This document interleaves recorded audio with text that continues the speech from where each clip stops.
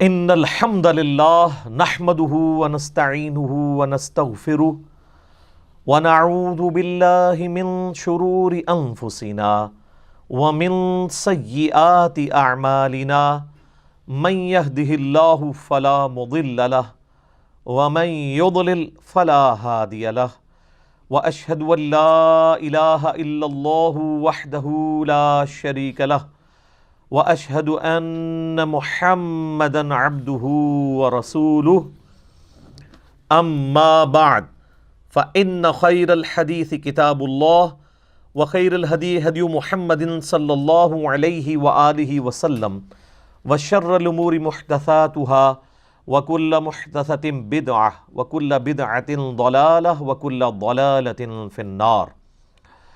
اعوذ باللہ السمیع العلیم من الشیطان الرجیم من ہمزہ ونفخہ ونفثہ بسم اللہ الرحمن الرحیم رب اشرح لی صدری ویسر لی امری واحلل عقدۃ من لسانی یفقہوا قولی بسم اللہ الرحمن الرحیم ان اللہ وملائکتہ یصلون علی النبی یا ایہا الذین آمنوا صلوا علیہ وسلموا تسلیما اللہم صلی علی محمد وعلی آل محمد کما صلیت علی ابراہیم وعلی آل ابراہیم انک حمید مجید اللہم بارک علی محمد وعلی آل محمد کما بارکت علی ابراہیم وعلی آل ابراہیم انک حمید مجید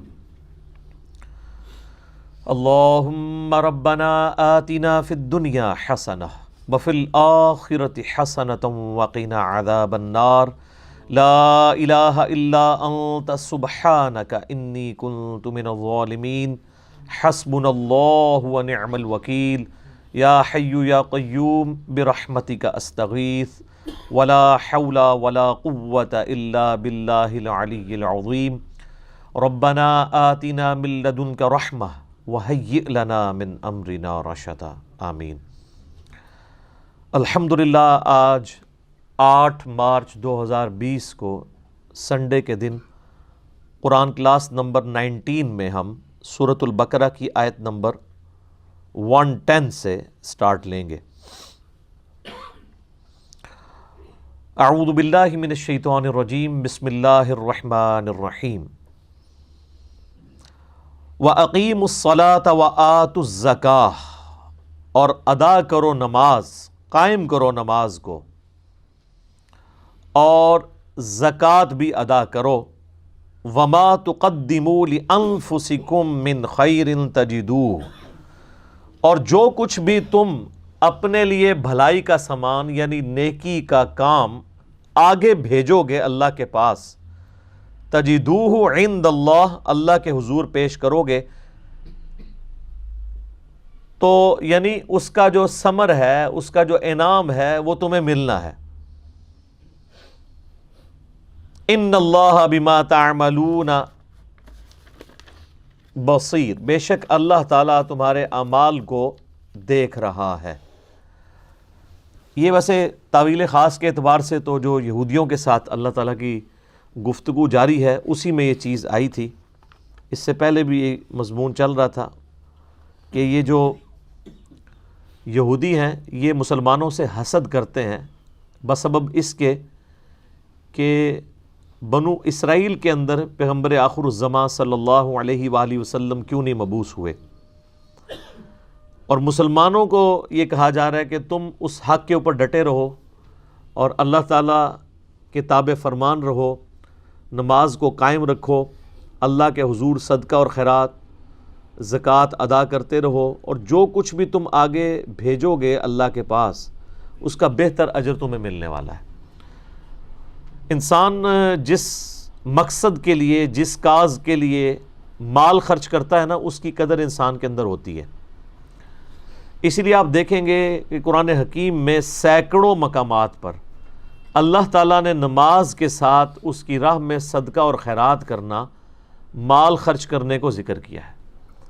کیونکہ مال خرچ ہوگا تو انسان کو پھر اس چیز کی قدر بھی ہوگی، اور انسان اپنا ایمان کنوکشن والا اسی صورت شو کر سکتا ہے اللہ تعالیٰ کو کہ بغیر دیکھے اپنے رب پہ ایسا کامل یقین ہے کہ اس کے لیے وہ خیرات کر رہا ہے، اس امید کے ساتھ کہ قیامت والے دن اس کو یہ مال اللہ تعالیٰ 700 گنا بلکہ اس سے بھی بڑھ کر لوٹائے گا۔ اب میرے بھائیوں، ایک اور دعویٰ جو اس وقت کے جیوز اور کرسچنز کرتے تھے اس کا ذکر آ رہا ہے، اور آلموسٹ اسی قسم کا دعویٰ اس امت میں بھی پایا جاتا ہے۔ وَقَالُوا لَن يَدْخُلَ الْجَنَّةَ إِلَّا مَنْ كَانَ هُودًا أَوْ نَصَارَى، وہ کہتے ہیں کہ جنت میں تو داخل ہی نہیں ہو سکتا کوئی اس وقت تک جب تک کہ وہ یہودی یا عیسائی نہ ہو جائے۔ اچھا، یہ نہیں ہے کہ کوئی ایک بندہ ہے جو کہہ رہا تھا کہ یا یہودی بن جاؤ تو یا عیسائی بن جاؤ جنت میں جاؤ گے۔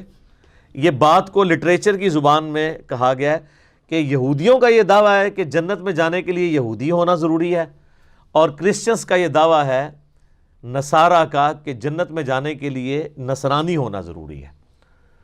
اچھا، اب یہاں پہ بھی یہی ہے۔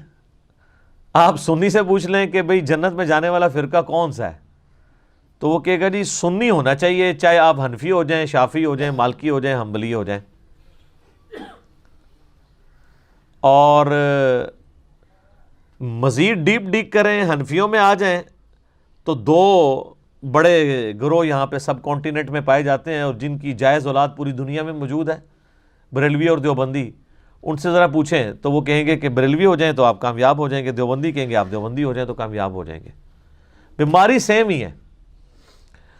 اب اس کے اوپر ورڈک اللہ کی دیکھیں، تِلْکَ أَمَانِيُّهُمْ، اللہ تعالیٰ فرماتا ہے یہ ان کی من گھڑت باتیں ہیں، یہ ان کی خواہشات تو ہو سکتی ہیں، ریالٹی کا اس سے کوئی تعلق نہیں ہے۔ وشفل تھنکنگز ہیں ان کی، ان کا اپنا گمان ہے، اور یہ اسی طرح ہی ہے۔ آپ دیکھیں کئی لوگوں سے آپ ڈسکشن کریں نا کہ قرآن میں یہ لکھا ہے، حدیث میں یہ لکھا ہے، وہ کہتے ہیں یہ لکھا ہوا ہے لیکن میری اندر کی آواز یہ ہے، اندر بڑے ہوتا ہے شیطان، انہوں اندر دی آواز کہہ رہا ہوتا ہے۔ اندر کی آواز، وجدان، کیفیت، روحانیت، یہ ساری چیزیں بعد میں ہیں۔ جس بندے کے دماغ میں گیئر ہی الٹا لگا ہوا ہے وہ اس کو روحانیت سمجھ رہا ہوگا۔ تو روحانیت کا فیصلہ، سچائی کا فیصلہ کسی کی کیفیت پہ نہیں ہونا، کتابوں پہ ہونا ہے۔ ایک بندہ کہتا ہے جی مجھے مزہ آتا ہے کہ 2 × 2 5 ہوتے ہیں، تو آپ لیتے رہیں مزہ۔ آپ جناب ہمیں آسمان پہ بھی چڑھ کے بتا دیں نا یہ بات منوانے کے لیے کہ 2 × 2 5 ہوتے ہیں، ہم نہیں مانیں گے۔ ہم کہیں گے جو ریالٹی ہو تو ریالٹی ہے۔ جادوگروں نے قوم فرعون کے سامنے، سورہ طٰہٰ میں آتا ہے کہ رسیاں ایسی ان کے اوپر جادو کیا کہ وہ سانپ نظر آئیں، ان کو نظر بھی آ گئی۔ تو اس طرح یہ کرتب تو کوئی دکھا دے تو اس سے ریالٹی تو نہیں چھپ جاتی۔ تو اللہ فرماتا ہے یہ ان کی وشفل تھنکنگز ہیں۔ قُلْ هَاتُوا بُرْهَانَكُمْ إِن كُنتُمْ صَادِقِينَ، اے نبی تم فرماؤ کہ اگر تم سچے ہونا تو کوئی دلیل پیش کرو اپنی اس بات کے اوپر کہ جو یہودی اور عیسائی ہوگا وہی جنت میں جائے گا اور کسی کو جنت نہیں مل سکتی۔ یعنی وہ کہتے تھے مسلمانوں کے لیے تو جنت ہے ہی نہیں ہے۔ تو یہ نہ سمجھیے گا صرف یہود و نصارہ کے لیے ہے، قرآن رولز ہیں۔ آج اگر کوئی کہتا ہے نا جنت میں صرف بریلوی جائے گا یا صرف دیوبندی جائے گا یا صرف اہل حدیث جائے گا یا صرف شیعہ جائے گا، تو اسے کہ لائیں کہاں لکھا ہوا ہے یہ؟ تو آپ کا کیا خیال ہے کوئی دلیل لا سکتا ہے اس کے اوپر؟ کہیں پہ نہیں ہے لکھا ہوا۔ ہاں قرآن میں لکھا ہے جنت اس کے لیے ہے جو مسلمان ہے، جو مسلم ہے، یہ جنرل بات ہے۔ تو جب کوئی بھی فرقے کا ایک سٹرانچ قسم کا بندہ آپ کو یہ کہہ رہا ہوتا ہے نا کہ جنت میں صرف میرا فرقہ جائے گا، اس میں امپلائڈ ہوتا ہے کہ وہ باقی فرقوں کو کافر سمجھ رہا ہوتا ہے۔ ہاں کلیئر کٹ۔ اگر مسلمان سمجھ رہا ہو تو مسلمان کے بارے میں تو ایک مسلمان کا یہی عقیدہ ہے کہ وہ جنت میں جائے گا، عذاب بھگت کے ہی صحیح۔ یہ کوئی فرقے کا ریناؤنڈ مولوی کسی دوسرے فرقے کے لیے کبھی لکھ کے نہیں دے گا کہ یار یہ گمراہ ہیں، بدعتی ہیں، ایک نہ ایک دن عذاب بھگت کے جنت میں چلے جائیں گے۔ نیور۔ تو اس کا کیا مطلب ہے؟ یہ کہتے نہیں ہیں لیکن مانتے اپنے سوا سب کو کافر ہے۔ کہتے نہیں ہیں وہ پبلک پریشر کی وجہ سے، ڈر لگتا ہے ان کو، ورنہ تو یہ لکھ ہی دینا کہ یار چلو یہ دوسرے فرقے والا ہمارے نزدیک گمراہ ہے، اپنا عذاب بھی بھگتے گا، اللہ تعالیٰ اس کو سزا بھی دے گا اس کے عقیدوں کے اوپر، اینڈ پہ چھوڑ ہی دے گا یار کلمہ پڑا ہوا ہے۔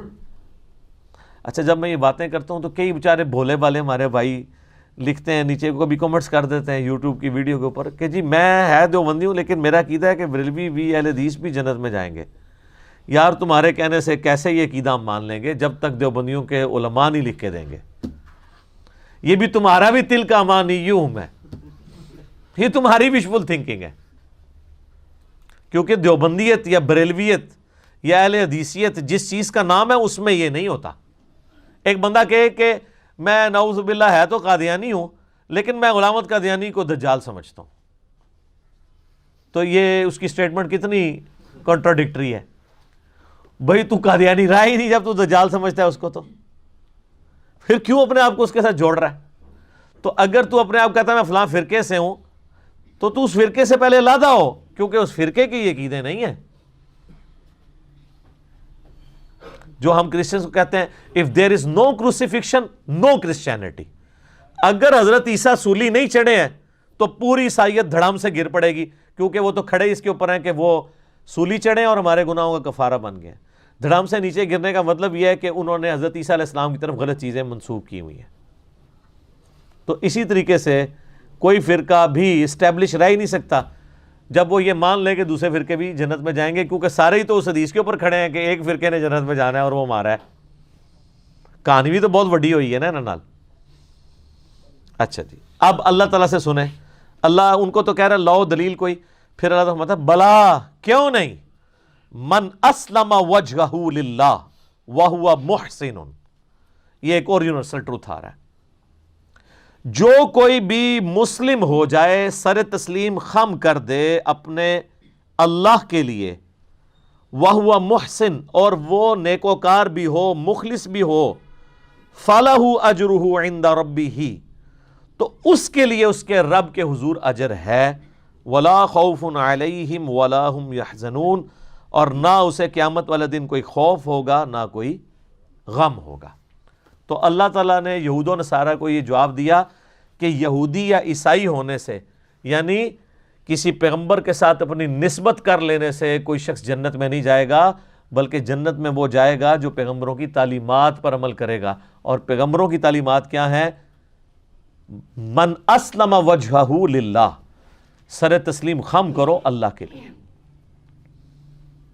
ایک بندہ حضرت عیسیٰ سے نسبت تو جوڑے ہوئے ہے لیکن حضرت عیسیٰ کو اللہ کا بیٹا کہہ کے شرک کر رہا ہے، تو اس نے سر تسلیم حضرت عیسیٰ کے سامنے جھکایا ہی نہیں، ان کی تعلیمات کے سامنے، نہ اللہ کے سامنے۔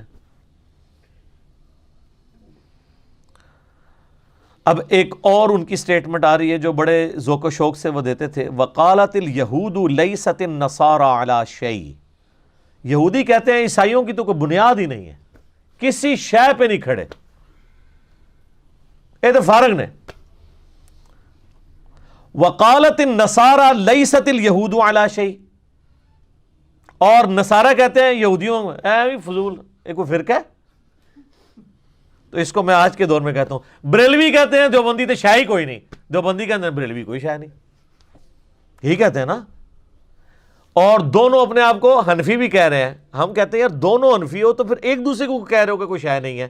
اس کا جواب اس میں آ رہا ہے وَهُمْ يَتْلُونَ الْكِتَابَ، جبکہ دونوں کتاب پڑھنے کا بھی دعویٰ کرتے ہیں، دونوں حنفی ہونے کا بھی دعویٰ کرتے ہیں، اس کے باوجود کہتے ہیں بریلوی کے دیوبندی حنفی کوئی نہیں، اصلی ہم حنفی ہیں، اور دیوبندی کہتے ہیں بریلوی جعلی ہیں، اصلی ہم حنفی ہیں، دونوں ہے بھی حنفی۔ یہودی کہتے ہیں عیسائی کوئی شاہ نہیں، عیسائی کہتے ہیں یہودی کوئی شاہ نہیں، اور دونوں کتاب بھی پڑھتے ہیں، ایک کی کتاب پڑھ کے دو ہے، ایک کو فقہ حنفی پڑھ کے کہہ رہے ہیں اے فارغ ہے۔ کیسے، کیا مزے کی بات ہے۔ قرآن کبھی پرانا نہیں ہوتا میرے بھائی، میں نے آپ کو شروع میں سورۃ البقرہ کے شروع میں بتایا تھا، یہ سورہ بقرہ شروع میں رکھی اس لیے گئی ہے کہ جب کوئی امت بگڑتی ہے نا تو اس کے اندر خرابیاں کس کس شکل میں آتی ہیں اور ان خرابیوں کے اوپر اللہ کے عذاب کا کوڑا کیسے آتا ہے۔ اس سے بڑا اللہ کا کیا احسان ہوگا کہ اس نے ساری بیماریاں ایک ایک کر کے بیان کر دی ہیں۔ كَذَلِكَ قَالَ الَّذِينَ لَا يَعْلَمُونَ، اور اسی قسم کی بات کہتے ہیں وہ لوگ جو کچھ نہیں جانتے، مثل قولہم، یعنی کون سے لوگ؟ مشرکین عرب، وہ بھی یہی کہتے ہیں کہ نہ یہودی کسی دین کے اوپر ہیں صحیح دین پہ، نہ نصرانی کسی دین کے اوپر ہیں، ہم صحیح دین کے اوپر ہیں. اور تینوں اپنے آپ کو ابراہیمی کہتے تھے.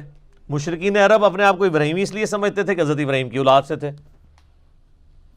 عیسائی اپنے آپ کو ابراہیمی اس لیے کہتے تھے کہ ان کا دعویٰ تھا کہ بنو اسرائیل میں سے حضرت عیسیٰ علیہ السلام آئے ہیں اور ہم جو ہیں وہ ابراہیمی دین کے اوپر ہیں. اور یہودی وہ کہتے تھے کہ بنو اسرائیل جو ہے، یہودا تو آپ کو پتہ نا بیٹا تھا حضرت یعقوب علیہ السلام کا، اسی سے یہودی نسبت ہوئی، تو وہ کہتے تھے ہم ابراہیمی ہیں. تینوں کہتے تھے کہ ہم ابراہیمی ہیں. دو ان کی شریعت کو مانتے ہوئے کہتے تھے جو ٹوٹی پوٹی فارم میں تھی، اور جو مشرکین عرب ہیں وہ اسی طرح کہہ رہے ہوتے تھے جس طرح ہمارے ایکس پرائم منسٹر کہتے تھے میں شیخ عبد القادر جیلانی کی اولاد سے ہوں، یعنی نسلاً ابراہیمی. ایک نسلی ابراہیمی ہے، ایک عقیدے میں ابراہیمی. عقیدے میں تینوں میں سے کوئی نہیں تھا. آگے چل کے اللہ تعالیٰ آئے گا تم ابراہیم کی رٹ لگا رہے ہو، ابراہیم کے دین کے اوپر تو یہ پیغمبر ہیں جن کو ہم نے بھیجا ہے، یہ ابراہیم کے طریقے کے اوپر ہیں. پھر اللہ نے فرمایا کہ ابراہیم کی تو سب سے بڑی خوبی تھی وَمَا كَانَ مِنَ الْمُشْرِكِينَ، وہ مشرک نہیں تھے، سب سے ٹوٹ کے ایک اللہ کے ہوئے تھے. اور تم تینوں شرک کر رہے ہو. عیسائی حضرت عیسیٰ کو رب کا بیٹا کہہ کے، یہودی عزیر علیہ السلام کو اللہ کا بیٹا کہہ کے، اور مشرکین عرب نے تو اتنے دیوتا بنائے ہوئے تھے. تو تم سارے ہو مشرک اور اپنے آپ کو ابراہیمی کہہ رہے ہو جس سے بڑا مواحد ہی کوئی نہیں تھا. تو یہ کیسا تضاد ہے؟ اصل میں ابراہیمی تو ہیں نبی صلی اللہ علیہ وآلہ وسلم اور ان کے پیروکار. فَاللَّهُ يَحْكُمُ بَيْنَهُمْ يَوْمَ الْقِيَامَةِ فِي مَا كَانُوا فِيهِ يَخْتَلِفُونَ، پس اللہ تعالیٰ ان کے درمیان فیصلہ فرما دے گا قیامت کے دن جس معاملے میں وہ جھگڑا کرتے تھے. اللہ تعالیٰ فرمایا کہ یہ قیامت والے دن فیصلہ ہو جائے گا اس اعتبار سے کہ ہر بندے کو اپنے کیے کی سزا ملے گی. اس سے کوئی یہ مطلب نہ نکالے کہ قیامت والا دن پتہ چلے گا کہ عیسائی صحیح ہیں یا یہودی صحیح ہیں یا بت پرست ٹھیک ہیں یا مسلمان ٹھیک ہیں. نہ، اور اگر یہ سب کچھ قیامت والے دن ہی پتہ چلنا ہے پھر تو نہ پیغمبروں کے آنے کا کوئی فائدہ ہے نہ کتابوں کے آنے کا، کیونکہ قیامت میں ریورس گیئر تو کوئی لگا کے واپس دنیا میں آ نہیں سکتا. اللہ نے قرآن میں تو بتا دیا، اس کے باوجود اگر کوئی ماننے کے لیے تیار نہیں ہے تو اللہ تعالیٰ یہ نہیں کہہ رہا کہ میں ان کے درمیان جو ہے وہ قیامت والے دن بتاؤں گا کون ان میں سے ٹھیک ہے اور قیامت والے دن پتہ لگ جائے گا کون صحیح ہے. یہ کہا جا رہا ہے کہ قیامت والے دن لگ پتہ جائے گا کہ کون صحیح ہے. یہ دھمکی ہے، اس میں پتہ نہیں لگے گا، پتہ تو یہاں بھی لگا ہوا ہے، سچائی سب کے سامنے ہے.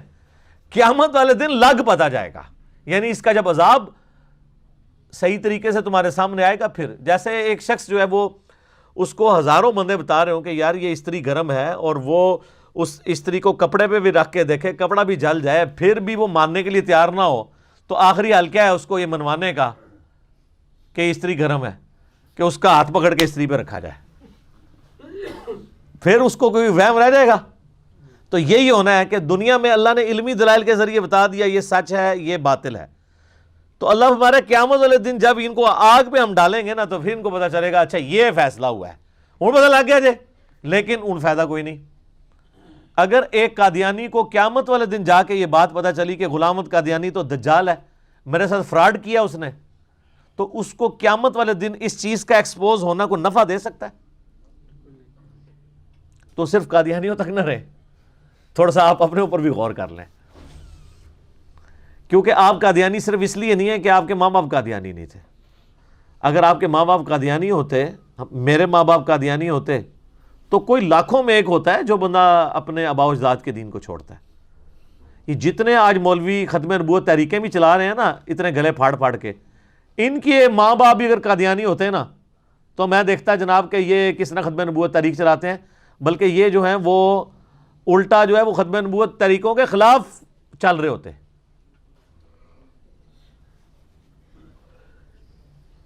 تو سر پھر اس میں ہم اسی لیے تو عرض کرتے ہیں کہ مرنے سے پہلے اے مسلمان کر لے اس پہ غور، کتابوں کا خدا اور ہے بابوں کا خدا اور. کیوں؟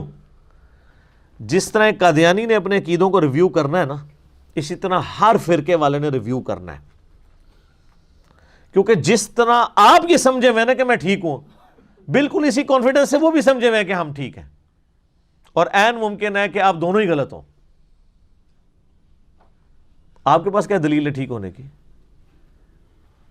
قرآن تو نہ آپ نے پڑھا، نہ آپ کے ماں باپ نے پڑھا، نہ ان کے ماں باپ نے پڑھا. قرآن پڑھنے سے مراد ناظرہ نہیں ترجمے سے، ورنہ تسی کہو گے میری دادی تے انہیں قرآن پڑھ دی سی تے میرا دادا تے انہیں قرآن پڑھدا سی، نا اے نہیں، ترجمے نال کوئی رواج ہی نہیں سر۔ اچھا لوگ پرانے زمانے کو یاد کر کے نا بڑا خوش ہوتے ہیں، کہتے ہیں جی بڑا چنگا دور سی جی۔ میں کہتا ہوں سر اسلامک ہسٹری نے صحابہ تابعین کے بعد جو متبرک دور یہ دیکھا ہے نا، اسلام نے اس سے بہتر دور نہیں دیکھا۔ آپ لاکھ پرانی چیزوں کے اوپر جو ہے وہ خوش ہوتے رہے، لوگ اپنے بچپن کے دنوں کو یاد کر کے خوش ہو رہے ہوتے ہیں کہ جی کیا بچپن اچھا ہوتا تھا، یہ کرتے تھے۔ اور میں جب اپنے ماضی کی طرف دیکھتا ہوں تو میں کہتا ہوں اللہ معافی دے کہ ہم لوگ اتنی گمراہی کے اندر تھے، مر جاتے تو کیا ہوتا۔ تو پہلے بھی یہی تھا، یہ بالکل جھوٹ بولتے ہیں جو کہتے ہیں پہلا وقت اچھا تھا۔ یہ وقت اس لیے اچھا ہو گیا کہ اب یہ پھر قرب قیامت کے قریب دوبارہ نشست ثانیہ ہونی ہے نا، تو ریورس گیئر لگا ہوا ہے۔ ورنہ آپ میں سے کوئی کہہ سکتا ہے کہ جیسے جیسے نبی علیہ السلام سے زمانہ دور ہو رہا ہے تو برائی عام ہو رہی ہے، لیکن چونکہ اب دوسری طرف اب نشست ثانیہ ہونی ہے تو ریورس شروع ہو گیا۔ لوگ کہتے ہیں پہلے وقت تھا، میں ان کو کہتا ہوں آپ نے اللہ کو جان دینی ہے، ایمانداری سے بتائیں آج جتنی بچیاں نقاب کر رہی ہیں اور برقع پہن رہی ہیں، اپنی ذرا ماؤں بہنوں سے پوچھیں، دادیوں سے پوچھیں کہ اس زمانے میں وہ برقع پہنتی تھی؟ تو پھر کیوں اس زمانے کو یاد کر کے آپ لوگ اس کی تعریف کرتے ہیں؟ رواج ہی کوئی نہیں تھا۔ آج بھی گاؤں ایریا میں چلے جائیں، مجھے دکھائیں کتنی عورتیں برقع پہنتی ہیں، کوئی نہیں۔ آئے اسلام آباد کے کسی کالج کے باہر کھڑے ہوں، ہزاروں بچیاں آپ کو نقاب پوش نظر آئیں گی۔ یہ مبارک دور تو کبھی دیکھا ہی نہیں ہے اسلام نے، جو آج کا دور ہے۔ اور یہ چینج کیوں آئی ہے؟ دنیاوی تعلیم کی وجہ سے۔ دنیاوی تعلیم نے لوگوں کو مجبور کیا کہ وہ دین کو پڑھیں۔ دینی تعلیم تو پہلے بھی کوئی نہیں تھی۔ جنہوں نے قرآن اور بخاری کا ترجمہ نہیں ہونے دیا، انہوں نے دینی تعلیم کہاں سے آنے دینی تھی؟ یہ دنیاوی تعلیم آئی، اس کے سے لوگوں نے پھر دین کو سٹڈی کرنا شروع کیا، اور آج آپ کو برکات نظر آ رہی ہے الحمدللہ۔ وَمَنْ أَظْلَمُ مِمَّنْ مَنَعَ مَسَاجِدَ اللَّهِ أَنْ يُذْكَرَ فِيهَا اسْمُهُ وَسَعَى فِي خَرَابِهَا۔ یہ بڑی امپورٹنٹ آیت ہے 114 نمبر سورۃ البقرہ کی۔ یہ آلموسٹ سمجھ لیں ہر مسجد کی سٹوری ہے تو یہ مسجد حرام کے بارے میں نازل ہوئی ہے۔ اللہ تعالیٰ فرماتا ہے وَمَنْ أَظْلَمُ مِمَّنْ مَنَعَ مَسَاجِدَ اللَّهِ، اس سے بڑھ کر ظالم کون ہے جو منع کر دے اللہ کی مسجد میں آنے سے، اَن يُذْكَرَ فِيهَا اسْمُهُ، کہ اس کا نام یعنی اللہ کا نام ذکر کیا جائے مسجد کے اندر، وَسَعَى فِي خَرَابِهَا، اور مسجد کی بربادی کا، ویرانی کا وہ خواہاں ہو۔ یہ بات مشرکین عرب کو ہو رہی ہے جنہوں نے مسلمانوں کے اوپر بین کر دیا تھا کہ وہ حرم مکہ کے اندر آ کے نماز ادا کریں یا اللہ کا ذکر کریں۔ اللہ کہتا ہے کیسے ظالم ہیں، ایک طرف یہ چیز فیسلٹی اویل کر رہے ہیں کہ ہم حرم کے متولی ہیں، اور ظلم کی انتہا یہ ہے، انہوں نے اوپر ایسے ظلم اپنے اوپر کیا ہوا ہے کہ یہ مسلمانوں کو اللہ کا ذکر کرنے سے مسجد میں روکتے ہیں، تو دراصل یہ مسجد کی ویرانی چاہ رہے ہیں۔ جب آپ کسی کو مسجد میں ذکر نہیں کرنے دیں گے تو مسجد کی آبادی جو ہے وہ مسجد میں ایئر کنڈیشن لگانے سے یا زیادہ ٹوٹیاں لگانے سے یا خوبصورت قالین بچھانے سے ہوتی ہے یا نمازیوں سے؟ تو مسلمانوں کو اللہ کا ذکر کرنے سے روکتے تھے۔ تو اللہ تعالیٰ فرماتا ہے اس سے بڑا کوئی شخص ظالم نہیں ہو سکتا جو مسجد میں اللہ کا ذکر کرنے سے روکتے۔ اب اس کا کیا مطلب ہے؟ آج بھی کوئی مسلمان، کوئی مولوی، کوئی دین کا ٹھیکیدار آپ کو مسجد میں نماز پڑھنے سے، اللہ کا ذکر کرنے سے، ایون حلقہ بنا کے درس قرآن کرنے سے بھی نہیں روک سکتا۔ درس قرآن کرنا بھی تو اللہ کا ذکر ہے۔ تو سر کسی مسجد میں آپ کر کے بتائیں، آپ نمازیوں کو درس نہ دیں امام کی جگہ پہ کھڑے ہو کے، سارے نمازی چلے جائیں، آپ اپنے 2-3 دوستوں کو لے کے بیٹھ جائیں اور ترجمے والا قرآن کھول کے آپس میں کریں۔ تو اب مولوی کو کس چیز کی پیڑ ہے؟ پہلے تو تھا میری پوسٹ چھن رہی ہے، کیونکہ وہ کہتا ہے میں نے درس دینا ہے، اسی لیے آپ کو رمضان میں اس نے قابو کیا ہوتا ہے، فجر میں بھی درس، ظہر میں بھی درس، عصر میں بھی درس، مغرب میں بھی، عشاء میں بھی۔ اور اعتکاف والوں کا تو ایسا بینڈ بجا ہوتا ہے بیچارے، وہ کہتے ہیں ہم بیٹھے اعتکاف تھے، ادھر ان کے درس بھگتنے پڑ رہے ہیں ہمیں، چلو ایک درس دو۔ وہ بھی کہتے ہیں پورے سال دی کسر کٹاں گے، کتنے سو۔ لیکن ایک بندہ امام مسجد کی پوسٹ پہ نہیں بیٹھا ہوا، اس نے عام نمازیوں کی طرح نماز ادا کی ہے، سارے نمازی چلے گئے، جوتیاں بھی خالی ہو گئیں، مسجد کی لائٹیں بھی آف ہو گئیں، اب 2-3 دوست بیٹھ کے قرآن سرکل ایک بنا دیتے ہیں. آپ کا کیا خیال ہے مسجد میں ایسے کوئی کرنے دے گا؟ تو مجھے بتائیں مشرکین عرب جو نبی علیہ السلام کو حرم میں نہیں نماز پڑھنے دیتے تھے، ان میں اور ہمارے علماء میں کیا فرق ہے؟ کیا وہ وہاں چندے کی اپیل کر رہے ہیں؟ کیا وہ آپ کے نمازیوں کو کوئی درس دے رہے ہیں؟ وہ تو خود بیٹھے ہوئے نا. نمازیوں کو تو تب ہونا جب آپ سلام پھیرے تو کہنا مولوی صاحب سائڈ دو میں درس دینا ہے، پھر تو گل ٹھیک ہے. اور جو مسجدوں میں لکھ کے انہوں نے لگایا ہوتا ہے کہ امام مسجد کی اجازت کے بغیر کوئی درس نہیں دے سکتا، نہ چندہ اکٹھا کر سکتا ہے، یہ بھی لکھا ہوتا ہے. جہے سیانے نے نا وہ، اور یہ بھی لکھا ہوتا ہے ساتھ. تو وہ نہ درس دے رہے ہیں نمازیاں نو اور چندہ بھی اکٹھا نہیں کر رہے ہیں، ان کیڑی تم تکلیف ہے. لیکن سر میں آپ کو اس بات کا ایک تلخ پہلو بتاؤں، آپ کسی گرجے میں چلے جائیں، کسی مندر میں چلے جائیں، وہاں اس طرح کوئی کر لے، ایون آپ مسلمان ہیں نا، جا کے کسی مندر میں 3-4 مسلمان دوست بیٹھ کے یا گرجے میں قرآن پڑھیں، آپ کو کوئی نہیں روکے گا. یہ آپ بھی مانتے ہیں کہ ایسا نہیں ہوگا. وہ خوش ہوں گے کہ یار مسلمان آئے ہیں ہمارے ادھر بیٹھے ہوئے. ہو سکتا ہے کوئی 2-4 چیزیں بھی لا کے آپ کے سامنے رکھتے ہیں. اگر آپ کو یقین نہیں آ رہا، آپ یورپ میں پوچھ لیں لوگوں سے، کتنے پادریوں نے مسلمانوں کو گرجے بیچے ہیں کہ یار ہمارے لوگ تو آنا چھوڑ گئے ہیں، سستے داموں لے لو، ہم نے مارکیٹ کے لیے یا کاروبار کے لیے نہیں اس کو بیچنا، چلو تم مسجد بنا لو. یار ایک ریلیجن کی ایک ٹوٹی پوٹی فارم تو ہے ہی ہے نا جو وہ سمجھتے ہیں. لیکن یہاں آپ کر کے دیکھیں تو مجھے بتائیں پھر اسلام کے ساتھ سب سے بڑی دشمنی کون کر رہا ہے؟ اس اسلام کا ٹھیکیدار اور کسٹوڈین یعنی مولوی. اور یہ وہی نیچر ہے. اللہ تعالیٰ فرماتا ہے اس سے بڑا ظالم کوئی نہیں جو مسجد میں اللہ کا ذکر کرنے سے روک دے اور وہ اس کی ویرانی کا خواہاں ہو. اولئک ما کان لہم ان یدخلوها الا خائفین، اور ان کے لیے تو مناسب نہیں تھا مگر یہی کہ یہ خود بھی مسجد حرام میں اللہ کے گھر کے اندر داخل ہوتے ہیں مگر ڈرتے ہوئے. ان کو چاہیے تھا کہ خود بھی خوف خدا کرتے اور دوسروں کو بھی آ کے یہاں پہ عبادت کرنے دیتے اللہ کی. الٹا انہوں نے لوگوں کو روکنا شروع کر دیا. لہم فی الدنیا خزی ولہم فی الآخرۃ عذاب عظیم. ایسے لوگوں کے لیے دنیا کی زندگی میں بھی رسوائی ہے اور آخرت کا بہت بڑا عذاب ان کا انتظار کر رہا ہے. یہ نہ سمجھیے گا یہ کوئی ماضی کا کوئی ایک جملہ اور سٹیٹمنٹ ہے. قیامت تک جو بندہ مسجد میں اللہ کا ذکر کرنے سے روکتا ہے ایسا ہی ہے. اور یہ میں آپ کو جو کچھ بتا رہا ہوں نا، میں نے پریکٹیکل بھی ایسا کیا ہوا ہے. جب مجھے کوئی بھی نہیں جانتا تھا، اب تو میرے لیے مشکل ہے، نماز بھی پڑھنے دیتے ہیں تو علماء کی مہربانی ہے. شروع میں 2007-8 میں جب میں نیا ایک تحقیق کرنی شروع کی تو ظاہر ہے گھر میں اتنی کنسنٹریشن نہیں ہوتی، نہ روحانیت ہوتی ہے. بخاری مسلم میں حدیث ہے نا، 7 لوگوں کو اللہ کے عرش کا سایہ نصیب ہوگا قیامت کے دن جب کوئی اور سایہ نہیں ہوگا. ان میں سے ایک شخص وہ ہے جس کا دل ہر وقت مسجد میں اٹکا ہو، اس کو مسجد سے نکلتے ہوئے تکلیف ہو، مسجد میں آتے ہوئے خوشی محسوس ہو. اور صحابہ کرام اور نبی علیہ السلام کا تو اوڑھنا بچھونا ہی مسجد تھا، آپ کا تو دفتر ہی مسجد کے اندر تھا. تو مسجد میں ایک روحانیت ہوتی ہے. گھر میں بیٹھ کے آپ قرآن پڑھنا چاہیں اتنی کنسنٹریشن سے نہیں پڑھ سکتے، کوئی نہ کوئی پنگا ہو جاتا ہے. لیکن مسجد میں بیٹھے ہوں تو ادھر کا ماحول روحانیت ہی ڈیفرنٹ ہوتی ہے. اس لیے تو مسجد کا کانسیپٹ ہے کہ ایک ایسی جگہ ہو جو مخصوص ہو، جہاں لوگ صاف ستھرے جوتیاں اتار کے جائیں، اس کی صفائی کا اہتمام کریں. آگے یہ آئے گا کہ اللہ تعالیٰ نے پیغمبروں کی ڈیوٹی لگائی ہے کہ کعبے کو صاف رکھنا ہے. سر کعبے کی صفائی اللہ کو اتنی پسند ہے کہ پیغمبروں کو اللہ فرماتے ہیں ہم نے ابراہیم کی ڈیوٹی لگائی کہ مسجد حرام میں اعتکاف کرنے والوں کے لیے اور نماز پڑھنے والوں کے لیے اس مسجد کو صاف رکھو. یہ مسجد کی صفائی کرنا اتنی عظمت والا کام ہے. تو 2007-8 کی بات ہے، اسلام آباد کی ایک مسجد میں نا I-10 کے اندر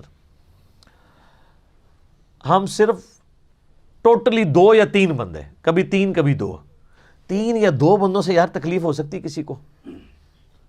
اور یہ آج والا انجینئر محمد علی مرزا نہ سمجھیے گا، آج تو اکیلے کو اس سے بھی تکلیف ہوگی. اس زمانے میں جب میں ایک گمنام آدمی تھا، ایک عام آدمی جس کو کوئی جانتا نہیں کہ اس نے کیا کام ڈالنا ہے آگے جا کے، تو نہ ہماری عادت ہوتی تھی کہ ہم نہ زیادہ وقت مسجد میں گزاریں. صحابہ کی ایک سنت ہے فجر سے اشراق تک بیٹھنا اور عصر سے مغرب، بلکہ عصر سے عشاء تک بیٹھنا۔ نبی علیہ السلام تو کئی بار مغرب سے عشاء مسلسل نوافل ہی پڑھتے تھے، مسجد میں ہی رہتے تھے، تو مسجد میں رہنے سے کنسنٹریشن مل جاتی ہے، ماحول بھی ہوتا ہے۔ تو ہم نے عصر یا مغرب کے بعد نا یعنی اپنا لیپ ٹاپ مسجد میں ساتھ لے جانا اور قرآن کا ترجمہ، صرف قرآن کا ترجمہ، کوئی تفسیر نہیں، کوئی لیکچر نہیں، عربی امام کعبہ کی آواز میں، اور ترجمہ وہ فتح محمد جلندری صاحب کا، مراج الدین خان صاحب کی آواز میں، بڑا سوز و گداز والا، اور ہلکی سی آواز لگائی ہوئی ہے، کوئی نماز بھی نہیں پڑھ رہا۔ مغرب سے عشاء کون نماز پڑھ رہا ہوتا ہے؟ مغرب تو لوگ پڑھ کے چلے جاتے ہیں، تقریباً 20 منٹ کے بعد مسجد ویران ہوتی ہے، آلموسٹ جب تک کہ اذان عشاء کی نہ شروع ہو جائیں، اس ٹائم کو مسجد میں آتے نہیں، کوئی مغرب کا ٹرینڈ ہے کہ لوگ جلدی پڑھتے ہیں مغرب، اور پھر اتنی بڑی مسجد کے کونے میں بیٹھ کے لیپ ٹاپ کے اوپر بس اتنی آواز کے 2 بندے سن سکے۔ 2 یا 3 دن مولوی نے برداشت کیا، اس کے بعد اس نے کہا جی کیا پروگرام ہے تھوڑا، کیڑے چکر ہی چو، یار چکر ہے یار، چکر تو کوئی نہیں ہے، بیٹھے ہوئے ہیں۔ وہ کہتے ہیں جی اٹھیں ادھر سے۔ اچھا، اور میں آپ کو وثوق سے کہتا ہوں، اگر میں قرآن ترجمے سے نہ سن رہا ہوتا، قرآن نہ پڑھ رہا ہوتا، ویسے 2 بندے روزانہ مغرب سے عشاء بیٹھ کے گپے مارتے رہے نا مسجد کے اندر، درس و تدریس نہ کریں، یہ جو قرآن میں ہے نا کہ اللہ کا ذکر سے روکیں گے، یہ ویسے بیٹھ کے گپے مارتے رہے، کسی نے اللہ کے فضل سے آپ کو نہیں تنگ کرنا۔ ان کو تکلیف اس وقت شروع ہونی ہے جب آپ نے اللہ کا ذکر شروع کرنا ہے۔ تو مجھے بتائیں، یہ جو مساجد کے کسٹوڈین ہیں، یہ پھر رحمان کے ایجنٹ بنے ہوئے ہیں یا شیطان کے ایجنٹ بنے ہوئے ہیں؟ تو اگر یہ کوئی سمجھتا ہے، یہاں 100 کے قریب لوگ بیٹھے ہیں اور ہزاروں لوگ ویڈیوز دیکھتے ہیں، اگر کوئی سمجھتا ہے نا یہ ساری تھیوریٹیکل باتیں، سر کام کر کے ویکھو اپنی مسجد وچ، رزلٹ نہ آئے تو منو آگے پھاڑ لینا۔ یہ دعوے نہیں ہے، یہ دلیل آپ خود چیک کر سکتے ہیں۔ جاؤ آج کرو، ہاں 2-3 دن ذرا تلاوت لا کے، تسی یہ موبائل فون دے نا لا کے بیٹھو، ہیڈ فون پہ نہیں لگانی، ہیڈ فون کو تو ان کو نہیں ہوگا نا مسئلہ، تھوڑی سی آواز نکال کے نا قرآن کا ترجمہ لگا دیں مسجد کے اندر، میں دیکھتا ہوں آپ 1 یا 2 دوست بیٹھ جائیں، پھر دیکھیں آپ کے ساتھ کیا کرتے ہیں۔ یہ تو پھر اللہ نے بتا دیا ان کے لیے کہ دنیا میں ان کے لیے رسوائی ہے، وہ تو بالکل ہمیں نظر آ رہی ہے۔ دنیا میں اگر سب سے زیادہ کوئی رسوائی دیکھ رہا ہے تو یہی طبقہ دیکھ رہا ہے، اور ابھی آخرت کا بہت بڑا عذاب ان کے لیے باقی ہے۔ اللہم اجرنا من النار، آمین۔ وَلِلَّهِ الْمَشْرِقُ وَالْمَغْرِبُ، اللہ ہی کے ہیں مشرق بھی اور مغرب بھی۔ أَيْنَمَا تُوَلُّوا فَثَمَّ وَجْهُ اللَّهِ، تم جہاں کہیں بھی رخ کرو اللہ کا چہرہ ہی پاؤ گے۔ اصل میں اب یہاں پہ ایک تمہید شروع ہو رہی ہے جو کئی آیات کے اوپر مشتمل ہے، اور وہ ہے تحویل قبلہ کا مضمون۔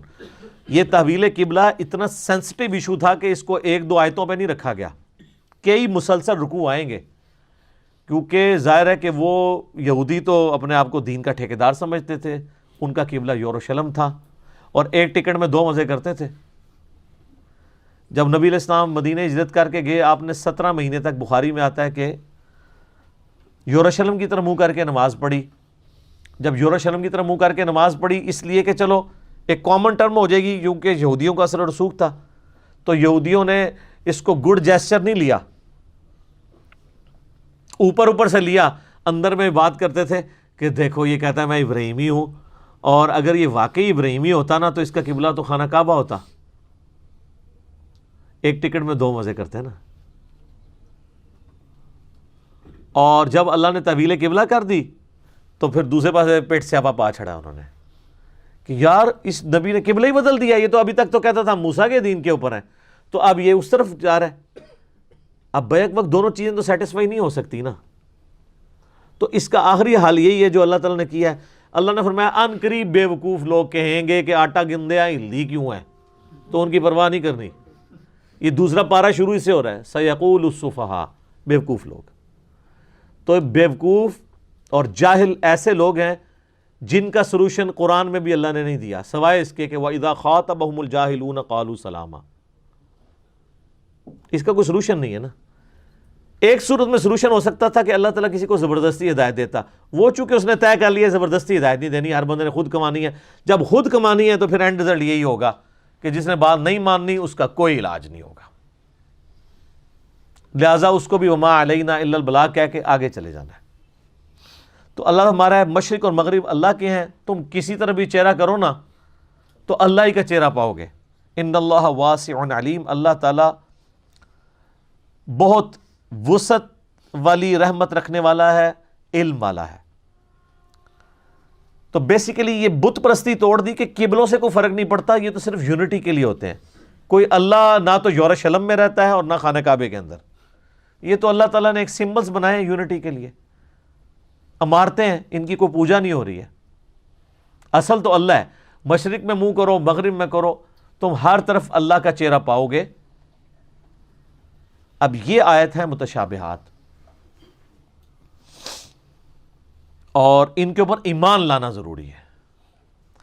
اب جو لوگ خصوصاً اہل حدیث کے اندر یہ زیادہ مسئلہ ہے، وہ چونکہ استواء علی العرش کے عقیدے کے اوپر بہت زور دیتے ہیں نا، جہاں کہیں بھی ایسی آیات آتی ہیں نا تو ان کے پیٹ میں درد شروع ہو جاتی فوراً۔ او مشرق مغرب ہر طرف اللہ ہے، وحدت الوجود، یہ وہ، ان کو قرآن میں وحدت الوجود نظر آنا شروع ہو جاتا ہے، تو وہ پھر ان آیات کی باطل تعویلات کرنا شروع کر دیتے ہیں، انتہائی باطل تعویلات۔ اب یہاں لکھا نا اللہ کا چہرہ ہے، تو وہ کہیں گے یہاں چہرے سے مراد اللہ کا علم ہے، تو علم جو ہے وہ پنجابی کا لفظ ہے، کوئی عربی کا لفظ ہے؟ تو اللہ نے کہا کہ مشرق ہو مغرب ہو ہر جگہ اللہ کا چہرہ پاؤ گے، تو بس آپ یہ مان لیں۔ وہ کہتے ہیں نہیں نہیں، وہ پھر وہ درختوں میں بھی اللہ، دریاؤں میں بھی اللہ۔ اس کا مطلب ہے کہ اللہ تعالیٰ کو اپنی بات کنوے کرنی نہیں آئی۔ آپ سے پوچھتا تو وجہ اللہ کی بجائے علم اللہ ہوتا۔ وہ کہتے ہیں آگے آگے نا ان اللہ واسع علیم، اللہ تعالیٰ وسعت والا علم والا ہے، تو یہاں چہرے سے مراد پھر علم کی طرف اس کو لے جائیں گے۔ تو ہم پھر کہیں گے کہ چہرہ تو پہلے آیا، تو آپ علم کو چہرے کی طرف کیوں نہیں لے جاتے، بجائے چہرے کو علم کی طرف لے کے جا رہے ہیں؟ ٹھیک ہے، تو اس طرح کی باطل تعویلات نہیں کرنی چاہیے۔ قرآن کے جتنی بھی آیات ہیں جو اللہ کی صفات اور ذات سے ریلیٹڈ ہیں، ان کو من و عن اسی طرح قبول کریں، اور ان کا جو معنی ہے نا اور اس کی جو تفسیر ہے وہ اللہ کے سپرد کر دیں۔ اس کی وجہ یہ ہے کہ یہ گھڑی جو میں نے پہنی ہوئی ہے، کیا گھڑی ایسا نالج رکھتی ہے جس سے ایک انسان کو جج کر سکے؟ لیکن انسان ایسا نالج رکھتا ہے جو گھڑی کو جج کر سکے۔ کریشن کبھی بھی اپنے کریٹر کے بارے میں کمپلیٹ نالج نہیں رکھ سکتی۔ یہ دنیا میں چھوٹی سی مثال میں نے دے دی ہے۔ تو انسان اپنے کریٹر کے بارے میں اتنا ہی تعارف رکھ سکتا ہے جتنا کریٹر خود کروا دے، اس سے زیادہ کیسے کر سکتا ہے؟ برین تو اس کا ہے، تخلیق تو اس کی ہوئی ہے۔ میں اپنے برین کو کتنا بھی یوز کر لوں، اپنے کریٹر کی جو کوالٹیز ہیں ان کو جج کر ہی نہیں سکتا، کیونکہ میں کریشن ہوں۔ سب سے بڑی میری کمزوری یہ ہے۔ ایک موبائل فون کبھی بھی اپنے کریٹر کے بارے میں نالج نہیں حاصل کر سکتا۔ ہاں، وہ موبائل فون بنانے والا اس کی ایک ایک اینچی بیچی جانتا ہوگا، اور بلکہ موبائل تو اس فریم آف ریفرنس سے باہر بھی نہیں جا سکتا جو اس کے اندر فیڈ ہے۔ موبائل میں پی ایم اور اے ایم فیڈ ہے نا، تو وہ پی ایم کو اے ایم کو اسی طریقے سے سمجھے گا جو اس نے کریٹر نے فیڈ کر دیا۔ اے ایم کو پی ایم آپ بنا دیں، پی ایم کو اے ایم بنا دیں، تو موبائل اس کو الٹ سمجھنا شروع کر دے گا۔ تو ایسا موبائل یہ دعویٰ کر سکتا ہے کہ میں اپنے کریٹر کو سمجھ سکتا ہوں کہ کتنا سیانا ہے وہ، ادھش کیڑی کمپیٹنسیز نے، نہیں، یہ تو کوئی مثال ہی نہیں ہے اللہ اور مخلوق کی۔ لہٰذا قرآن میں بار بار آیا کہ اللہ کے بارے میں جتنی باتیں ہیں نا متشابہات سے ریلیٹڈ، ان پہ صرف ایمان لانا ہے۔ اور اس کا کلائمیکس وہ سورہ آل عمران کی آیت نمبر 7 ہے کہ قرآن کی آیات کی 2 اقسام ہیں، محکمات اور متشابہات۔ محکمات پہ عمل کرو، محکمات یہ ہیں کہ جو اللہ نے احکام دیے ہیں، نماز، روزہ، حج، زکوٰۃ، زنا سے بچو، حرام خوری سے بچو، قتل سے بچو، چوری سے بچو، یہ سارے احکامات ہیں، اس کی پیروی کرو۔ اور متشابہات کے بارے میں کہا گیا صرف ایمان لے کر آؤ اور اللہ سے دعا کیا کرو، ربنا لا تزغ قلوبنا بعد اذ ہدیتنا وہب لنا من لدنک رحمہ انک انت الوہاب، آمین۔ وقالوا اتخذ اللہ ولدا، اور یہ کہتے ہیں، یہود و نصارہ دونوں کا عقیدہ تھا۔ آج کل کے یہودی ویسے مواحد ہیں اس اعتبار سے کہ وہ حضرت عزیر کو اللہ کا بیٹا نہیں مانتے، لیکن اس وقت یہ شرک ان میں بھی تھا۔ نصارہ تو آج تک اسی طریقے سے شرک کر رہے ہیں۔ وہ کہتے ہیں اللہ نے بیٹا اختیار کیا ہے، سبحانہ، اللہ کہتا ہے اللہ تو پاک ہے اس چیز سے کہ اس کا کوئی بیٹا ہو، کیونکہ بیٹے کی ضرورت اس کو ہوتی ہے جس کو موت آنی ہو اور اس کی یہ خواہش ہو کہ میرے مرنے کے بعد میرا مشن میری اولاد آگے لے کے چلے گی. تو اس طرح کی کوئی خواہش اللہ کو ہو سکتی ہے؟ هو الحی القیوم. تو اللہ کو کیوں ضرورت ہے کسی کے بیٹا ہونے کی؟ لم یلد ولم یولد. اس نے کوئی اپنا بیٹا نہیں رکھا. حتیٰ کہ سورۃ الانبیاء میں آئے گا کہ اللہ تبارک و تعالیٰ کی کوئی اولاد نہیں ہے، اور اگر اس نے کوئی اولاد اڈاپٹ کرنی ہوتی تو اپنی مخلوق میں سے جسے چاہتا بنا لیتا، لیکن وہ ہوتی پھر مخلوق ہی. گاڈ والی کوالٹیز اس میں نہیں آئیں گی. اور پھر سورہ زخرف میں آیا قل ان کان للرحمن ولد فانا اول العابدین. اے نبی فرما دو بالفرض اگر اللہ کا کوئی بیٹا ہوتا سب سے پہلے میں اسے پوچھ رہا ہوتا، کیونکہ اللہ کا بیٹا پھر اللہ ہی ہوتا. تو اللہ کو بیٹا ہی نہیں ہے. لم یلد ولم یولد. ہر چیز اس کی کریشن ہے، اور وہی ذکر آ رہا ہے بل لہ ما فی السماوات والارض. بلکہ جو کچھ آسمانوں اور زمین میں ہے نا اس کا مالک اللہ ہے، کریٹر اللہ ہے. یہ ہر چیز مخلوق ہے. کل لہ قانتون. ہر کوئی اس کے سامنے تابع فرمان ہے. اس سے مراد آپ اور میں نہیں ہے. ہر وہ مخلوق جس کو اللہ نے اختیار نہیں دیا ہوا نا، وہ پر نہیں مار سکتی اس کے حکم کے بغیر. جنوں اور انسانوں کو اللہ نے اختیار دیا، اس لیے اپنی مرضی بھی کرتے ہیں ان معاملات میں جہاں اس نے ان کو اختیار دیا ہے. جدھر اس نے اختیار نہیں دیا ہوا ادھر وہ بھی نہیں کچھ کر سکتے. کوئی شخص اپنی موت ٹال سکتا ہے، کوئی شخص اپنے آپ کو بوڑھا ہونے سے بچا سکتا ہے. تو یہاں پہ بھی ہماری کھال، ہمارا جسم اسی کا تابع فرمان ہے. ہاں جہاں اس نے ہمیں اختیار دیا ہے وہاں ہم یوز کرتے ہیں، اور اس کی وجہ سے پھر نافرمانی بھی انسان کر جاتا ہے. فَأَلْهَمَهَا فُجُورَهَا وَتَقْوَاهَا. اس نے برائی کا مادہ بھی رکھ دیا، اچھائی کا مادہ بھی رکھ دیا. بدیع السماوات والارض. وہ موجد ہے، انوینٹر ہے آسمانوں اور زمین کا. یہ البدیع السماوات والارض، زمین و آسمان کو بغیر کسی نقشے کے پیدا کرنا، کریشن ایکس نہیلو، عدم محض سے وجود بخشنا، یہ صرف اللہ کی کوالٹی ہے. خالق انسان بھی ہے. انسان اس اعتبار سے خالق ہے کہ وہ لکڑی کو کاٹ کے میز اور کرسی بنا لیتا ہے، لیکن لکڑی انسان نہیں بنا سکتا. وہ بیج اللہ کا بنایا ہوا اس میں سے درخت نکلے گا. اللہ کہتا ہے کہ میں وہ کریٹر ہوں جو بغیر کسی اور چیز کے کریٹ کر دیتا ہوں جب کوئی چیز ایگزسٹ ہی نہیں کر رہی ہوتی. تو اللہ خالق بھی ہے اور بدیع بھی ہے. خالق تو ہے، مٹی سے انسان بنا دیا. بدیع یہ ہے کہ مٹی ایگزسٹ ہی نہیں کرتی تھی، مٹی بنا دی. سر یہ ہے کوالٹی. انسان جتنی کر رہا ہے نا کریشنز، وہ یونیورس میں موجود چیزوں کو یوز کر کے کر رہا ہے. اللہ جو کریشن کر رہا ہے نا وہ چیزیں بھی خود کریٹ کر رہا ہے. ایسی کہتے ہیں کریشن ایکس نہیلو، عدم محض سے وجود بخشنا. چیز ایگزسٹ نہیں کرتی تھی اور اس کے لیے اس کو کوئی زیادہ ایفرٹ پٹ نہیں کرنی پڑتی. وَإِذَا قَضَى أَمْرًا. جب کبھی وہ کسی چیز کا ارادہ کرتا ہے نا کہ ہو جائے، فَإِنَّمَا يَقُولُ لَهُ كُن فَيَكُونُ. بس اس نے یہ کہنا ہوتا ہے کہ ہو جا تو ہو جاتا ہے.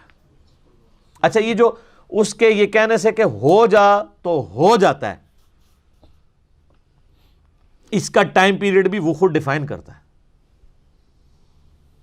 یہ ذہن میں رکھیے گا. وہ چاہے تو فوراً ہو جائے اور چاہے تو وہ عمل فوراً سٹارٹ ہو، اس کا انجام کچھ عرصے بعد ہو. جیسے اس نے ساری چیزوں کو اس کے ساتھ جوڑا ہے.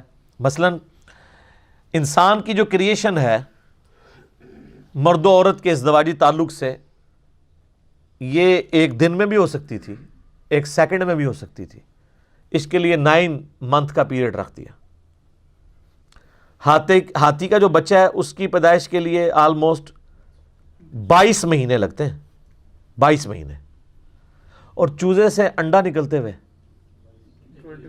21 ڈیز. اور خرگوش کا بچہ ہر مہینے وہ بچے دیتا ہے. اچھا کوئی کہ جی فورن، سر فورن بھی آئے کرونا وائرس،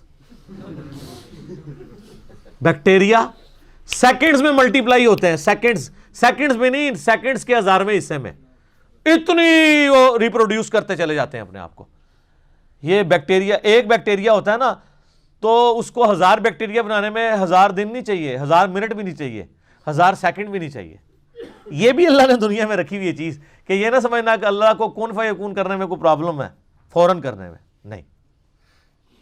یہ اس نے جو پسند کیا، جو ٹائم پیریڈ کسی کے لیے مقرر کر دیا وہ کر دیا. وقال الذین لا يعلمون، اور وہ لوگ کہتے ہیں جو کچھ بھی علم نہیں رکھتے، یعنی یہ جاہل لوگ، مشرکین عرب یا یہود و نصارہ میں بھی جو جاہل لوگ تھے اس وقت، لولا یکلمنا اللہ، اللہ ہم سے خود کیوں نہیں بات کر لیتا، او تأتینا آیہ، یا ہمارے سامنے کوئی معجزہ کیوں نہیں لے آتا. یار اگر اللہ نے خود ہی بات کرنی ہو، معجزہ بن کے خود ہی سامنے آنا ہو، تو پھر تمہارا امتحان کہاں سے رہ جائے؟ دیکھ کے تو سب نے مان لینا ہے. قرآن کا فتویٰ ہے ان الذین یخشون ربہم بالغیب لہم مغفرۃ و اجر کبیر. جو بغیر دیکھے اپنے رب سے ڈرے گا نا، اس کے لیے مغفرت اور اجر کبیر ہے. دیکھ کے تو قیامت والے دن سارے مان جائیں گے یا اللہ تو ہی رب ہے، تو امتحان ختم. یہی تو امتحان ہے. اللہ فرماتا ہے کذالک قول الذین من قبلہم، یہ اس قسم کی جو خواہشات کا اظہار جو مشرکین عرب آپ سے کر رہے ہیں یا یہودی کرتے ہیں، ان سے پہلے لوگ بھی کرتے رہے تھے. مثل قولہم، اس طرح کا قول وہ بھی کہتے تھے. حضرت موسیٰ علیہ السلام سے نہیں کہا تھا، وہ آپ پڑھ چکے ہیں، ہم نے اللہ کو دیکھنا ہے. تو پھر کیا ہوا تھا؟ اللہ کی طرف سے کڑک آئی تھی، سارے اسی وقت مر گئے تھے.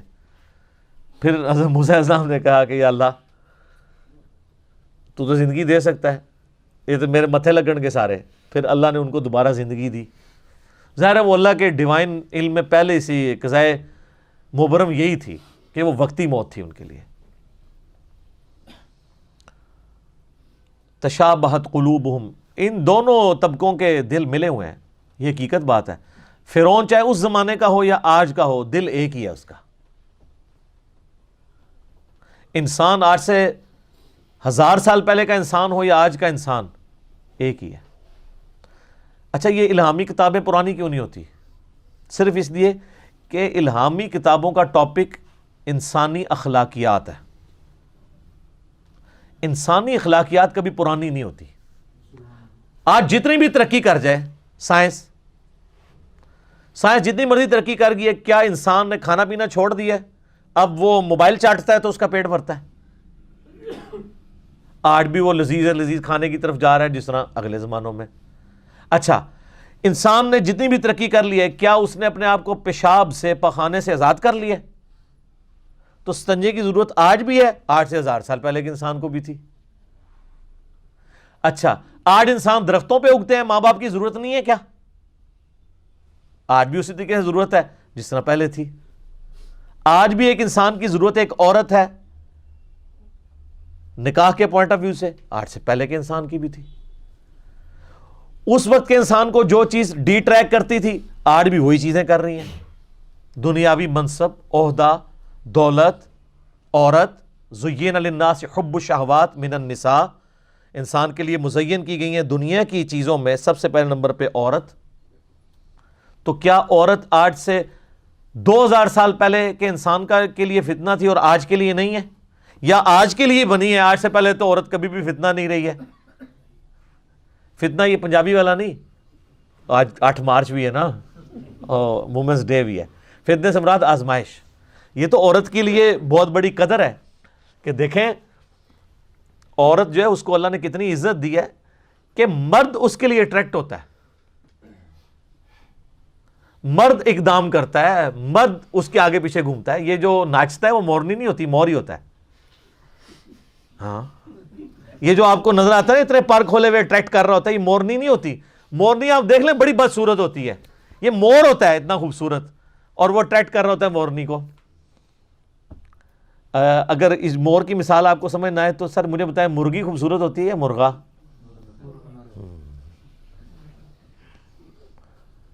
ایک 5 مرغیوں کے ساتھ آپ ایک مرغا رکھیں نا، وہ خود بھوکا رہتا ہے، کٹ کٹ کر کے ایک ایک مرغی کو بلا کے کھلا. آپ اس کے سامنے کھانا ڈالیں وہ کھاتا نہیں ہے، دانہ اٹھا کے اس کے آگے پھینکتا ہے. یہ آج لوگ جو ہیں وومن رائٹس کی بات کر رہے ہیں اور مردوں کو وہ سمجھتے ہیں کہ عورتیں جو ہیں وہ، ہم نے تو مرغیاں رکھی ہوئی ہیں نا. یہ آپ منظر اپنے گھر میں بھی دیکھ سکتے ہیں. آپ جناب جتنا مرضی بھوکا رکھیں جانوروں کو، آپ جیسے ان کو دانہ ڈالیں گے مرغا نہیں کھاتا، وہ اٹھاتا ہے اور مرغی آگے پھینکتا ہے۔ یہ نیچر میں اللہ نے میل کی ڈالی ہے چیز کہ وہ فیمیل کے لیے کیئرنگ ہوتا ہے۔ انسانوں میں بھی یہ چیز ہے۔ تو اخلاقیات تو نہیں بدل سکتے نا کبھی بھی، چاہے وہ اچھے اخلاق ہوں یا برے اخلاق ہوں۔ لہٰذا الہامی کتابیں کبھی پرانی نہیں ہوتی، کیونکہ یہ انسانی ہدایت اور اخلاقیات کے ساتھ ڈیل کرتی ہیں۔ تو اللہ فرماتا ہے ان کے بھی دل ویسے ہی ہیں جیسے پہلے لوگوں کے تھے۔ قد بینا الآیات لقوم یوقنون، بے شک ہم اپنی آیات کو کھول کھول کر بیان کرتے ہیں ان لوگوں کے لیے جو یقین رکھتے ہوں، یعنی جو ٹروتھ لور ہوں، سچائی کو مان لیتے ہوں، اس پہ یقین کر لیتے ہوں، ان کے لیے۔ اور جو سچائی دیکھ کے بھی آنکھیں بند کریں اس کے لیے کوئی ہدایت نہیں ہے ان آیات کے اندر۔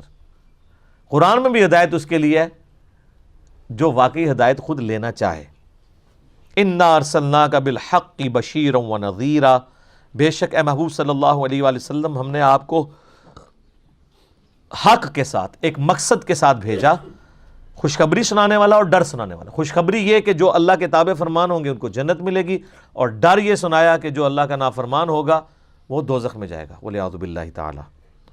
وَلَا تُسْأَلُ عَنْ أَصْحَابِ الْجَحِيمِ، اور اے نبی علیہ السلام آپ سے ہم نہیں پوچھیں گے کہ لوگ دوزخ میں کیوں گئے، دوزخیوں کے بارے میں آپ سے سوال نہیں ہوگا۔ یہ حضور علیہ السلام کو تسلی دی جا رہی ہے، آپ اتنی محنت کرتے تھے اس کے باوجود لوگ حق قبول نہیں کرتے تھے۔ مکے کے 13 سال کی محنت میں صرف 125 بندے مسلمان ہوئے ہیں، اور 2/3 قرآن نازل ہو چکا۔ 2/3 قرآن کی آؤٹ پٹ یہ تھی، اور نبی علیہ السلام کی 13 سال کی محنت کے صرف 125 بندے۔ تو حضور کو تسلی دی جا رہی ہے کہ آپ نے ٹینشن نہیں لینی، اگر لوگ بات قبول نہیں کر رہے ہیں ہم آپ سے نہیں پوچھیں گے کہ آپ کو ہم نے نبی بنا کے بھیجا تھا تو ذرا یہ بتائیں نا کتنے لوگ ایمان لے کے آئے ہیں۔ یہ آپ کی ذمہ داری نہیں ہے، آپ کا کام صرف دعوت دینا ہے۔ وہ تو بخاری میں آتا ہے قیامت الدین بعض انبیاء اس حال میں آئیں گے، کسی کے ساتھ 4 امتی، کسی کے ساتھ 3، کسی کے ساتھ 2، کسی کے ساتھ 1، کسی کے ساتھ 1 بھی نہیں ہوگا جو وقت کے پیغمبر پہ ایمان لایا ہو۔ تو کیا نبی ناکام ہو گئے؟ نہیں۔ تو اللہ کے نزدیک کوانٹٹی کوئی اہمیت نہیں رکھتی ہے، اللہ کے نزدیک کوالٹی کی اہمیت ہے۔ ہم آپ سے نہیں پوچھیں گے۔ طٰہٰ مَا أَنزَلْنَا عَلَيْكَ الْقُرْآنَ لِتَشْقَىٰ، ہم نے قرآن اس لیے نازل نہیں کیا کہ آپ مشقت میں پڑ جائیں۔ إِلَّا تَذْكِرَةً لِمَن يَخْشَىٰ، یہ تو نصیحت ہے ان لوگوں کے لیے جو ڈر جائیں۔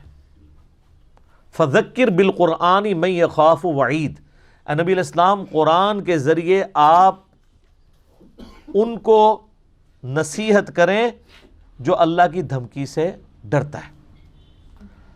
سَيَذَّكَّرُ مَن يَخْشَىٰ، اے نبی آپ نصیحت اس کو کریں جو ڈرتا ہے۔ وَيَتَجَنَّبُهَا الْأَشْقَىٰ، اور جو بدبخت ہو چکا ہے بات نہ مان کے اس کو اس کے حال پہ چھوڑ دیں۔ الَّذِي يَصْلَى النَّارَ الْكُبْرَىٰ، اس کو ہم بڑی آگ کے اوپر پیش کریں گے۔ ثُمَّ لَا يَمُوتُ فِيهَا وَلَا يَحْيَىٰ، پھر اس آگ میں نہ وہ زندوں میں ہوگا نہ مردوں میں۔ قَدْ أَفْلَحَ مَن تَزَكَّىٰ، بے شک کامیاب تو وہ ہوا جس نے اپنے نفس کی اصلاح کر لی۔ وَذَكَرَ اسْمَ رَبِّهِ فَصَلَّىٰ، اور اپنے رب کا نام لے کر نماز پڑھی۔ بل تؤثرون الحیات الدنیا، لیکن تمہارا اصل مرض یہ ہے کہ تم دنیا کی زندگی کو ترجیح دیتے ہو۔ والآخرۃ خیر وابقیٰ، جبکہ اصل میں جو بہتر ہے وہ تو آخرت ہے، اور صرف بہتر نہیں ہے وہ ہمیشہ رہے گی بھی۔ دنیا کے برابر بھی ہوتی تب بھی وہ بہتر ہوتی، کیونکہ وہ ہمیشہ کے لیے دنیا عارضی ہے۔ اللہ فرما رہا ہے دنیا سے وہ بہتر اس اعتبار سے بھی ہے کہ وہ ہمیشہ کے لیے ہے، اور دوسرے اعتبار سے بھی بہتر ہے۔ ان ھذا لفی الصحف الاولی، یہی ایک کانٹے کی بات تھی جو اگلے صحائف کے اندر نقل ہوئی تھی۔ صحف ابراہیم و موسیٰ، چاہے وہ ابراہیم علیہ السلام کے صحائف ہوں یا موسیٰ علیہ السلام کے صحائف، تمام الہامی کتابوں کی دعوت کا خلاصہ یہ ہے کہ دنیا کی زندگی عارضی ہے، اصل زندگی آخرت کی ہے۔ اپنے رب کو مرنے سے پہلے رسپانس کر لو۔ اسی کو تم نے عرض کیا ہے کہ مرنے سے پہلے اے مسلمان کر لے اس پہ غور، کتابوں کا خدا اور ہے، بابوں کا خدا اور ہمیں کتابوں کی پیروی کا حکم تھا۔ سورہ بقرہ کے سٹارٹ میں جو اللہ نے حضرت آدم علیہ السلام کو اتارا ہے تو کیا فرمایا؟ قُلْ اهْبِطُوا مِنْهَا جَمِيعًا، اے آدم اور اس کی ہونے والی ساری قیامت تک کی اولاد تمہیں ہم زمین پہ اتار دیں، اتر جاؤ۔ فَإِمَّا يَأْتِيَنَّكُم مِّنِّي ہُدًى. اب یاد رکھنا جب کبھی کوئی ہدایت کی کتاب تمہارے پاس آئی نا، فَمَن تَبِعَ ہُدَايَا فَلَا خَوْفٌ عَلَيْهِمْ وَلَا هُمْ يَحْزَنُونَ. تو جو اس کتاب کی پیروی کرے گا اسے نہ کوئی خوف ہوگا نہ کوئی غم ہوگا. وَالَّذِينَ كَفَرُوا وَكَذَّبُوا بِآيَاتِنَا، اور جو لوگ ہماری آیات کا کفر کریں گے اور اس کا انکار کریں گے اور اس کو جھٹلا دیں گے، اولئک اصحاب النار ہم فیہا خالدون، ایسے ہوں گے دوست کی اور رہیں گے اس میں ہمیشہ ہمیشہ. تو سر یہ جو میں نے ڈاکٹرین آپ کے سامنے رکھی ہے، ایک نعرہ بلند کیا ہے، یہ قرآن سے ہی ڈائریکٹ کیا ہے کہ قرآن نے کہا ہے کہ کتابوں کا انتظار کرنا. اب جو لوگ کتابوں سے توڑ رہے ہیں، میں آپ کو وثوق سے کہتا ہوں کوئی فزکس کا پروفیسر یا میتھ کا پروفیسر اپنی کتاب کی توہین کر دے، وہ دنیا کی کسی یونیورسٹی میں ٹیچنگ نہیں کر سکتا، اور وہ کرتا بھی نہیں ہے. دنیا کا سب سے بڑا میتھمیٹیشین ہونا اور ایک چھوٹا سا بچہ اٹھ کے اس کو کہہ دے کہ سر آپ کے کورس کی کتاب میں جو ایکویشن ہے نا وہ یوں لکھی ہوئی ہے، یہ آپ نے غلط لکھ دی ہے، وہ آئیں بائیں شائیں کیے گا نہیں، فوراً مٹائے گا اور کہے گا سوری تھینک یو. اور اگر کوئی عالم دین غلط تقریر کر رہا ہو، قرآن کے خلاف عقائد بتا رہا ہو، بخاری مسلم کے خلاف نظریات بتا رہا ہو، یہ بھی تو اس کی بھی تو ٹیکسٹ کتابیں تھیں نا سر، یہ کوئی انگریزوں نے تو نہیں کتابیں لکھی. یہ علیحدہ بات ہے کہ آپ کے بزرگوں نے چھاپی نہیں، ان کو توفیق نہیں ہوئی، انگریزوں کے پرنٹنگ پریس پہ چھپی ہوئی ہے. ان پہ ہوتا تو آج بخاری آپ کے ہاتھ میں بھی نہ ہوتی. کتنے کاتب بھرتی کرتے. یہ بھی صدقہ جاریہ ان کے لیے ہی ہے، اگر زندہ ہے تو اللہ اس کے بدلے ان کو ایمان کی دولت دے، مرے ہووں کے لیے تو دعا ہم نہیں کر سکتے. تو سر مولوی کے سامنے آپ کوئی بتائیں کہ سر یہ جو آپ نے بتایا قرآن میں تو یہ لکھا ہوا ہے، وہ کیا کہے گا؟ تھینک یو کہے گا، پھینک دیو چپ کے باہر سٹو انہوں. ماہ بدولت کے سامنے اس نے بات کس طرح کی.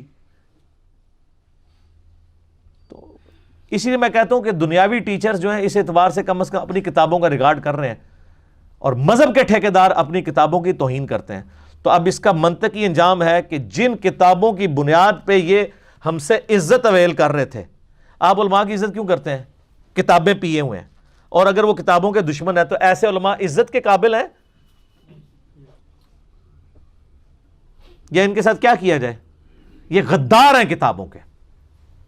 تو پھر عزت تو ویسے ہی پہلی چیز جو ان سے چھینے گی وہ ان کی عزت ہوگی. عزت حافظ قرآن کی تھی، قرآن حفظ اور ماننے کی وجہ سے.